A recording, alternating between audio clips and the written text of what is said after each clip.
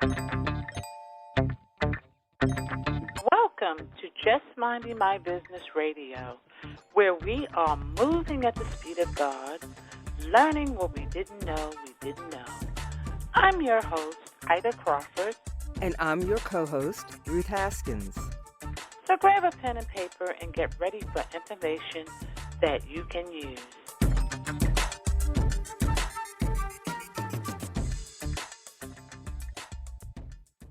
Welcome to Just Minding My Business Media, LLC. Instead of worrying about what you cannot control, shift your energy to what you can create. Roy T. Bennett. Considered product placement with Just Minding My Business Media, LLC, with our presence on all major podcast platforms with listeners in over 200 countries. Visit our website at jmmbmediallc.com to discover other digital products to 10x your business.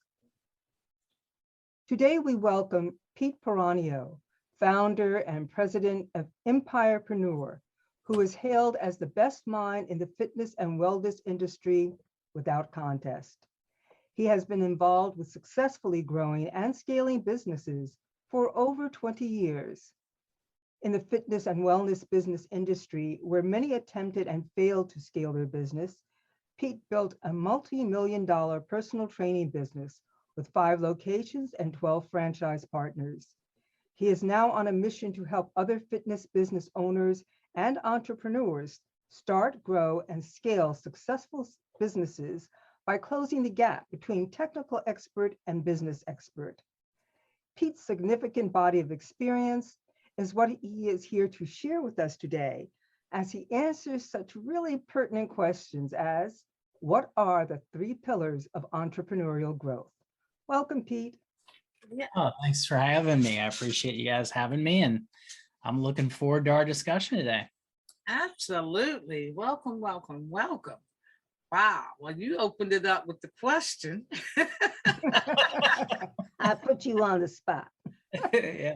The 3 pillars of entrepreneur growth. So everybody need to get their pen and their paper and start taking notes. Yeah, no, I mean, usually what I'm talking about there is often, how people entrepreneurs need to really think about their business. I think that's really one of the keys. What I find with a lot of our clients that we're coaching is sometimes a simple mindset shift can really make a difference in how they change their business. And so a lot of times with our clients, I start them with, hey, the first thing we got to think about is exactly that, is how you think about your business. So an example of that, kind of the classic statement of working on versus in the business, right? So that's how you think about it. We teach a lot of our clients that, you want to really think about really building your franchise prototypes when you're doing something like that, or your business is the product itself. Now you're really thinking about kind of tinkering with that machine, so to speak, as opposed to a lot of times people get stuck inside that business as that technician. In a lot of our clients' case, they're stuck in the trenches training clients, but they're not thinking about, how do I build the position of a great trainer that I can eventually, delegate out this sometimes. So there's a lot of different components to that, but how you think about the business is so critical. And then, after that, after you're looking at, how you're thinking about the business, then you're looking at your leadership and management capabilities. So so we have really the five different steps of what we call the Empirepreneur ladder. And that's kind of really their leadership management capabilities of the entrepreneur. Because I like to say, I can give somebody the keys to a yacht, which we do in our fitness business operating system. But if all you know how to do is paddle a canoe, well, guess what? You're not gonna be driving that yacht very well, right? So we really teach not only get them the systems, but you got to increase your capabilities as a leader and a manager. So that's step 2. And then the final step is systems and structure. You got to have that in the business. But if you notice, a lot of times people jump to, hey, you got to have systems, which I'm a big systems guy, firm believer in it. But I often think they miss step 1, which is helping people think about their business differently. And then also thinking about increasing their own capabilities as a leader and a manager, because like I said before, the systems and structure to me is the yacht, right? So if you, and we actually literally hand our clients plug and play systems, but if they don't have the first two steps, they're not gonna be able to drive that yacht. Wow, that is definitely huge. Is that an opener? Yes, that's a great opener. And my next question is, how did you get involved in this industry? Yeah, so I started as a personal trainer myself. So I started in 1998 as a personal trainer, got my degree in exercise sciences and also business too, but started in a gym for 3 years, but I kind of always knew I wanted to start my own business. So as I used to tell my wife, like my first 3 years at the gym where I was just going to be a sponge, right? Learn everything I could from what they were doing. I opened my first studio in 2001. It was strictly a personal training studio. And then I opened my second, believe it or not, my second location. We had a lot of success our first year. We opened it actually within a year. So it was, so we had 2 studios in a little over a year. As I tell people all the time, like, hey, I was able to manhandle 2 studios. So this goes back to, increasing your capabilities. But then once I opened my third location, that's when you really find that, oh, whoa, I can't be in 3 places at once, right? So that's that technician mindset that I started with that could manhandle. I was born and raised with hard work, so I could make it happen, right? And I could manhandle that. That's the technician in you that says that. But then once I went to 3, I couldn't go to, you couldn't be in 3 places at once. So that's when I instantly realized, like, whoa, things have to change. I'm gonna have to change my leadership, management. I need systems, so I was really just engrossing myself in everything I could learn, get my hands on, because I knew if I didn't learn that quickly, I wasn't going to survive, basically. And thankfully I did. And then we went on to opening 5 locations and had franchise partners, multiple states, helped the franchise go from about 10 locations to 400. And so did that for about 15 years, sold the business in 2015, took some time off to really kind of think about that next chapter, because I'm a big believer in purpose. I mean, if, I know it's kind of cliche, but if you don't find your purpose, I don't believe as an entrepreneur, you're going to be successful, because in order to push through the struggles, the failures that you're going to have, you will have those things. If you don't have that purpose that really is your fire, you won't fight through it. And so, and I learned that from my last business, because I really, had a strong purpose there that helped, somebody that started when he was 27. And again, as I like to say, knew nothing. But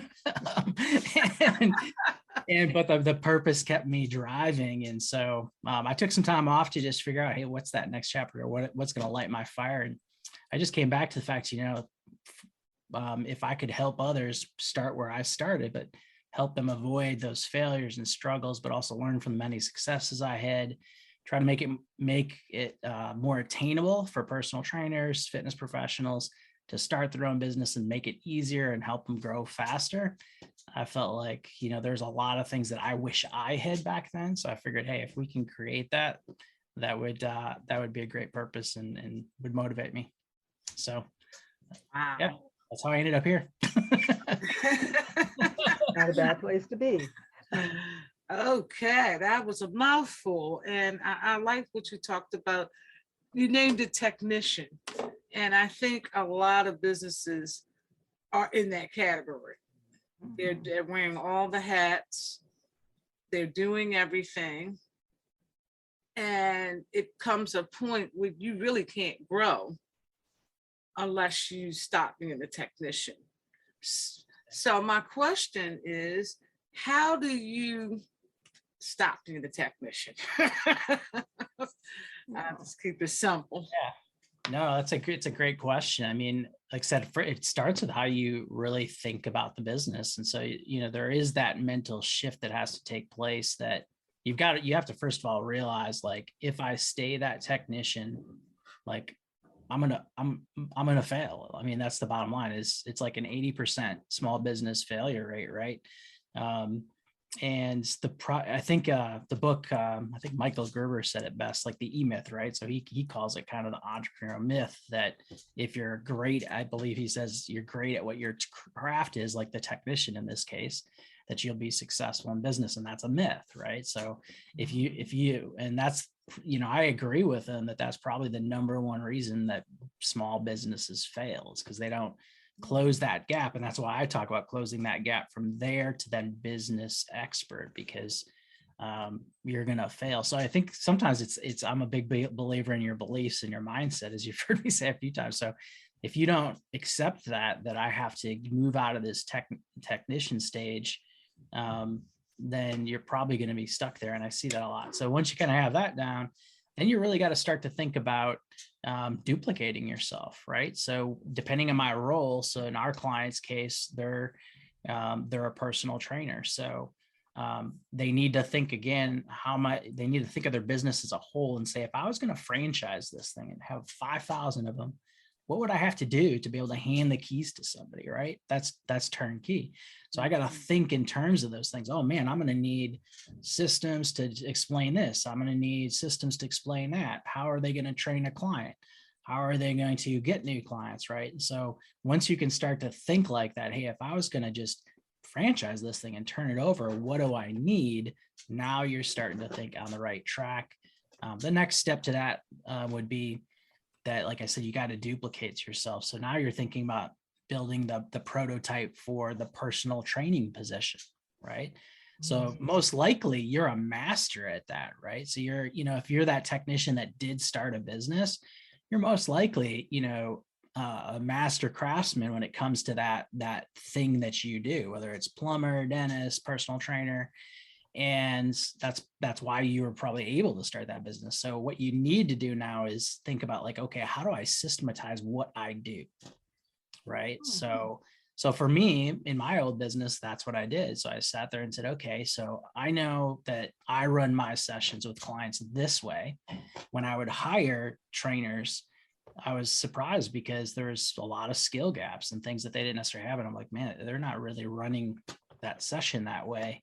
So I built a system to teach my trainers how to run a specific session, how to design the workouts to get specific results. And so you really start to analyze everything that you do, and it's got to be put into a process, So if you're, believe it or not, if you're a baker, I bet you, your grandmother taught you a specific way to do X, Y, and Z, right?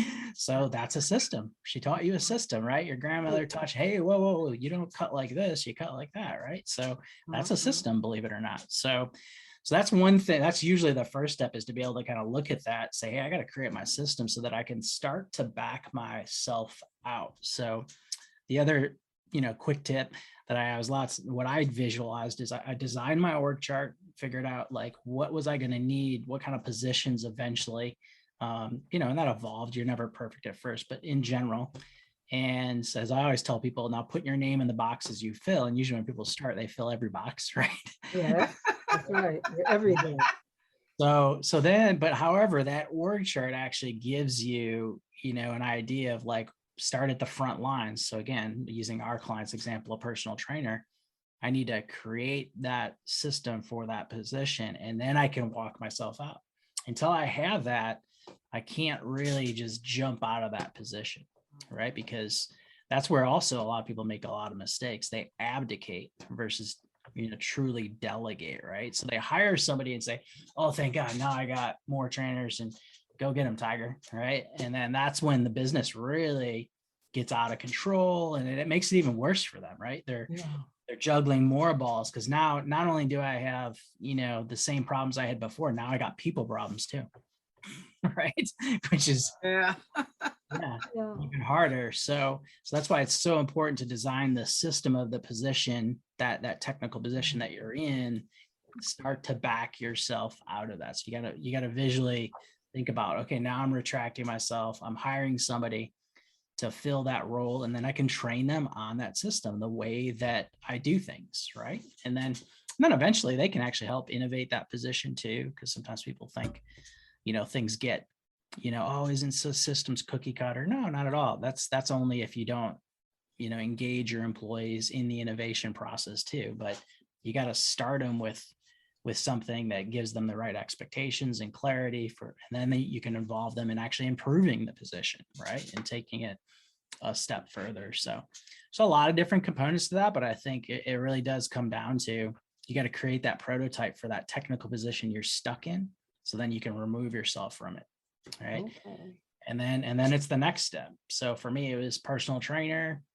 And then I backed out of that and I said, well, if I'm going to do more than one location, now I need to back myself out of the branch manager role. So what does that role look like? So then I had to design the systems for the branch manager role. And then I stepped out of that. And so now I have the trainers and the branch managers. Now I'm managing multiple locations. Well, then after that, I said, well, I need to, if we're going to continue to grow, I need to step out of that role now. So then I had to create the role for a director of operations that was going to oversee multiple locations. So at each step of growth, you're bolstering the positions underneath you by putting the systems in place.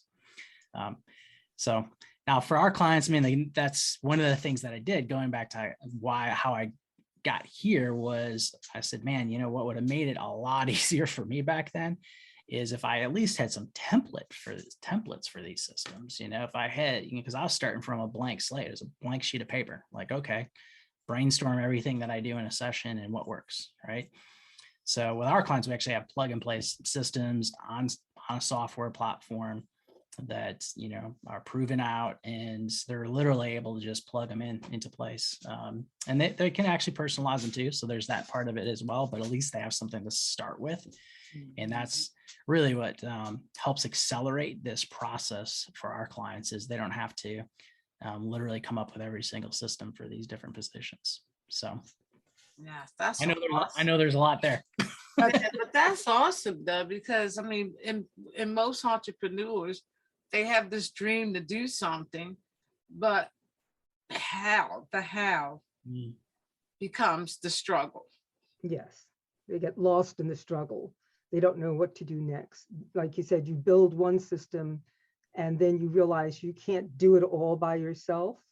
So you need to create something to take care of all those other things.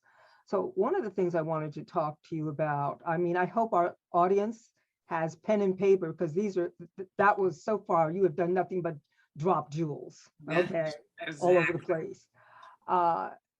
Recognizing as you're building, okay, let's say that we're talking about small business owners right now. They may be in their 4th or 5th year, and they're struggling. They're struggling right now because they can't figure out how to go forward. You mentioned a word that's come up a lot recently: skill gaps. How do you recognize what your skill gaps are? And how do you approach that facet? I'll just leave it at that. Yeah, I mean, well, you got to try to take an objective view. Again, that's kind of how you think about your business. I'm really big on objectivity, right? So, the old saying, you got to know your numbers, and numbers are objective, right? And so sometimes that gets a bad connotation. Got to know your numbers. Oh, that's depersonalizes things or whatever, but it's just the truth. So if you can assess your business, so do I have a client acquisition problem, right? Am I having a hard time getting clients and generating revenue? Well, then I have to look at that, and maybe that's a gap that I have. I'm gonna have to seek help in that area. Maybe that's something I'm really good at. Maybe I'm somebody that was good at sales and when I worked for somebody. And so, I can sell, but man, I'm really struggling. I have employee turnover left and right. Right. So I've got a management and leadership skill gap there. Right. So you got to have enough self-awareness to understand where your strengths are. And also, be honest with yourself about where your weakness is. And, and that's okay, because sometimes people think as the owner and the CEO, like, I got to be great at everything. That's the worst thing. Actually, sometimes you're better off not being great at something, because you're more likely to, again, hire or delegate or even outsource. There's plenty of outsourcing options for that. And so you're less likely to actually become that technician when you don't know something. So it actually can be a plus. One assessment that we recommend our clients, I've taken it, I did it with my employees, was the Colbier assessment. And that assesses more of your like innate abilities, right? So kind of how you're wired, right? And so your modus operandi, if you will. And I think that's a really important starting point too, because that also will tell you what you're going to be good at, and then design your business and your hires around that, right? So I'm very, based on that score, I'm visionary, more strategic in nature. It's ironic because I'm kind of a middle score for like systems.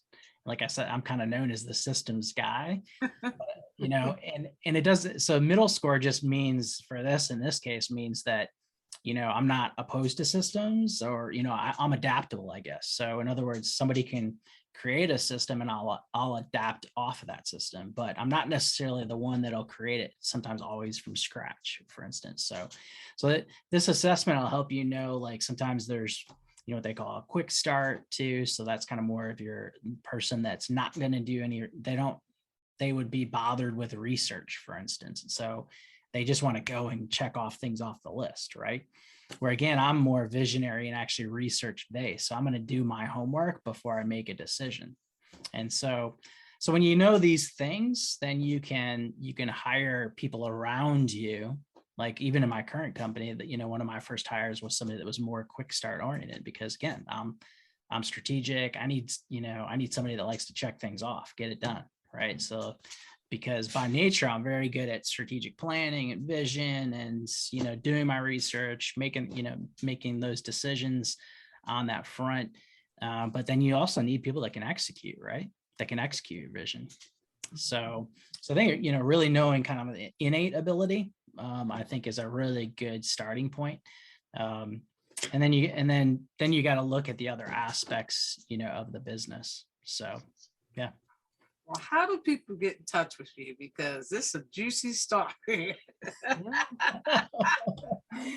Wow. I'm like, as a business owner, you always like to hear successful business owners and how they made it and some of the strategic things that they did.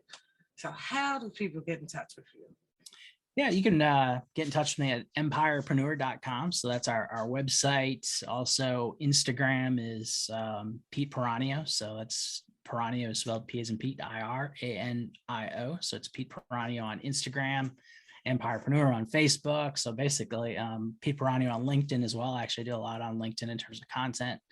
So you can find me on there. And then actually we're in a couple, we're actually just about to launch Empirepreneur podcast too in a couple of weeks. So yeah, so search it. You can actually find it right now, even Empirepreneur, but episodes don't go up for a couple of weeks, and you get more juicy nuggets, as you like to say there.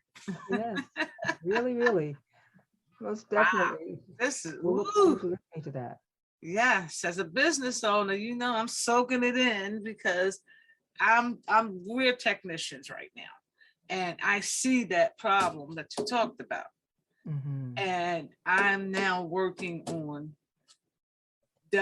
not being a technician in certain areas. You know, I really just want to show up, talk, and that's it. So the first thing you got to do is you got to identify, okay, well, what work has to get done in the business, right? And so and that's kind of going back to that org chart. What positions would I need, or what functions is sometimes another way to think about it. What functions would I need, you know, in the business to get this work done? And then you would start to build out, again, the systems for those different functions, right? And you know, and listen, a lot of times you're working in while you're working on as well. So, you know, so it is a transition. It's not, sometimes people, that can seem like a scary thought because it can sound like a lot of work, but if you don't start sometime, you're just, you know, you stay stuck. So, you know, you have to start and know, you know, it's not a quick thing. You keep working at it. And before you know it, though, in due time, in a quarter, you're like, oh, we got an entire system in place for this position, right? And so nowadays, actually, I mean, it's easier than ever. I mean, especially with virtual assistants and so many people working online, it's so much easier to actually create that function and potentially only start somebody part-time or 20 hours. There's lots of people looking for that. Yeah. So sometimes the handicap before was, especially when it's in-person businesses, like, oh man, can I afford that salary? Or, well, there's a lot of creative ways to do that now and still get that work done and get those functions done. So, yeah. Yes, we are definitely going to have you back. Yeah, I this was thought we an was interesting going to talk about the conversation. business industry, but we talked about something even greater, than that, because those systems and that mindset and all of that stuff lends itself to every business, every single business. Yeah, and what we do is, I mean, is exactly like our fitness business operating system. It's an operating system, as we like to say, it's the franchise without the franchise, right? So like it is A to Z for our clients, but it applies to really anything. It's just the technical aspect, if you will, the personal training that's different. So to me, good business, good entrepreneurship is good business, good entrepreneurship. It's just, the product or service changes. But everything else that actually makes a good business work is the same for the most part. Yeah. Yeah. I know we could keep you here talking forever, but could you just go swiftly through the 5 critical capabilities and attributes to level up your business, to get it to that place where someone might actually want to buy it? Yeah, that's a great question. So that's what I was alluding to earlier. So, and think of this as kind of a personal development path for the entrepreneur. So going back to your original question, like, how do I know my skill gaps or those sort of things? And so those 5 steps, I mean, it starts with typically step 1 when somebody's starting is they're self-employed, right? So they're really, as I like to say, kind of bought themselves a job. Right. It's really no different than when they were employed, but they kind of now own the whole thing, have the risk and everything. Yeah. So, it's all their ball game. Yeah. So that's the self-employed. Most people, start there. Then the next phase is the manager, right? So that manager is, they've just started to hire people now, right? So maybe they've done pretty well with their client acquisition. So they're starting to add clients. Oh man, now I need to hire trainers, to again use our example. So now they're hiring people and they're in that manager stage. But the problem is they don't have the systems in place. They don't have those capabilities that we're talking about. So usually at this manager stage, their revenues are growing, but it often masks poor profitability. So they've increased their overhead, but because they're not managing these people effectively to get a return on that investment, right? Because when you're adding people, that's an investment. And they're not managing them effectively, what happens, they'll see top line revenue growth sometimes, but the profitability actually gets hurt. And so that's that manager stage. The other kind of mindset that typically the self-employed management stage have is we're making money, which really implies a form of work, right? I'm making it, I'm working it, right? So again, that's a technician's mindset, right? But when we move to the business owner's stage, which is step 3, we're receiving profits. That's how we think about money now, right? So when I make that shift in terms of how I think about business, I'm receiving profits, right? Because the business is operating on its own. I'm a shareholder. So I'm receiving profits. Now I might still have a role in the business and I might have a salary in the business, but that's my role in the business, but I'm also a shareholder.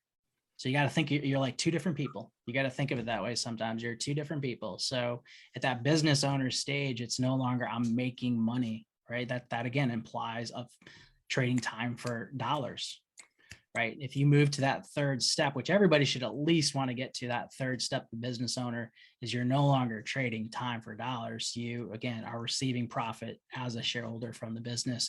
You've got good people, you've got good systems in place at this stage. you have good leadership capabilities. So you're leading through people. They're getting the work done of the business. The fourth stage then is investor. So now at this stage, I'm not really thinking about receiving profits. I'm thinking about growth and how can I make my money work for me, right? So it's a different mindset there. So now it's, do I add locations like I did, right? So I'm investing in new locations to receive more profit, get a greater return on that. Do I invest in maybe a different business vertical? So there's a lot of different options there. But at that stage, you're thinking about making money with money, right? So that's you definitely understand leverage more at this stage. Your other skills that you have is you're good at identifying franchise quarterbacks, as I like to say. In other words, people that can run your businesses, right? So that's a different skill in itself too, is, at the first two stages, learning how to hire, and again, in our field, personal trainer, understanding how to hire that is one thing, but when you're in the investor stage, being able to identify, locate, and hire and recruit often a franchise quarterback's an entirely different game. Somebody that can actually run that business for you. The leading leaders is entirely different at that stage too. So those are the different types of attributes that you're going to need at that stage. And then the final stage is what we call an Empirepreneur. So that's the namesake for our company is Empirepreneur. So that's kind of how we came up with that. So that top level. So what's different there is you're often using other people's money to grow your business and make money. And so what we call paper assets often. So franchising, right? So franchising is a paper asset. You have a franchise agreement, your franchising licensing could be an option there. So you're using other people's money. So because when you sell a franchise, right, they're funding the location, they're paying a franchise fee. You're really essentially using other people's money to grow and expand your business. And then same thing, like other types of paper assets like licensing and things of that nature. So that's the short version. There's actually on my website, there's a blog on there that's called Are You an Empirepreneur?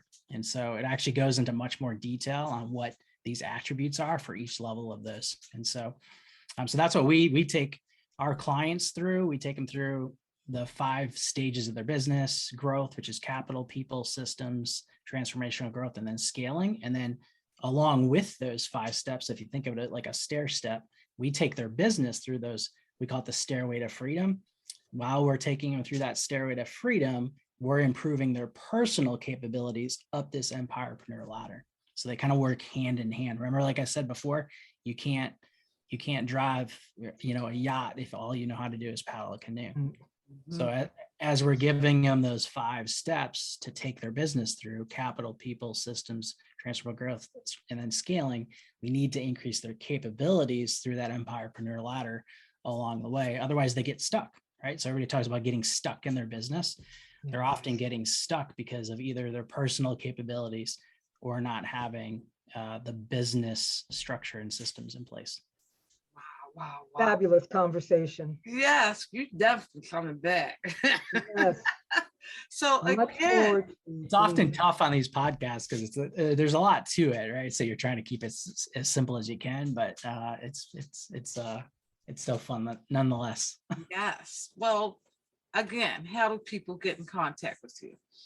Yeah, definitely head out to empirepreneur.com. That's our website. Again, you can check out that blog too if you're looking for that Empirepreneur ladder to explain that a little more. Instagram, Pete Piranio. Find me on Instagram. You can find me on LinkedIn, Pete Piranio, Empirepreneur on Facebook. And then definitely subscribe to our podcast, Empirepreneur. Like I said, it's just launching, so there's not episodes, well, it depends on when this releases. There could be by then, but you can still subscribe. And then in the next couple of weeks, we'll actually have a bunch of episodes going up.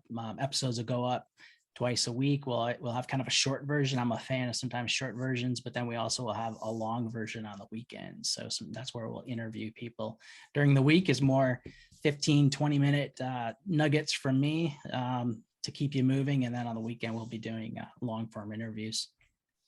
All righty now. Well, thank you, Pete. I can't thank you enough. This has been definitely an eye-opener and definitely something to simmer on for those people out there getting started with their business, or seasoned with their business and feeling like, where do I go next? What do I do? Do I have my ducks in a row? Am I practicing the things to help me move my business to the next level?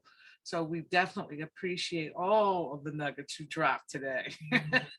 Oh, no, for sure. And yeah, again, my niche is in the fitness industry, but if you even go to my Instagram or any of those right now, I mean, and you can hear from my conversation, everything applies. So you'll definitely want to, take a look at that content, because we're always talking about many of the things that you heard here. And so it applies whether you're a fitness professional or, one of my fellow warriors out there in the entrepreneurial world. So that's why I love talking about this, and I could go on and on. Yes, so we could definitely listen and take notes forever with you, because you're definitely breaking it down in a simplistic way that is very, very understandable. So thank you again. We are definitely appreciative of your presence here, and we're definitely not going to make this the last time. Well, I appreciate you guys as well. I appreciate you having me on, and it was just a thrill talking about business with every business owner out there. It's one of my other passions, so I enjoyed it. All righty.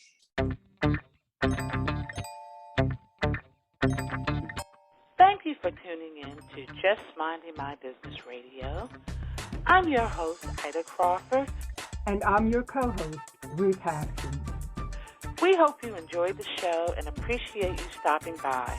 Many blessings to you and yours.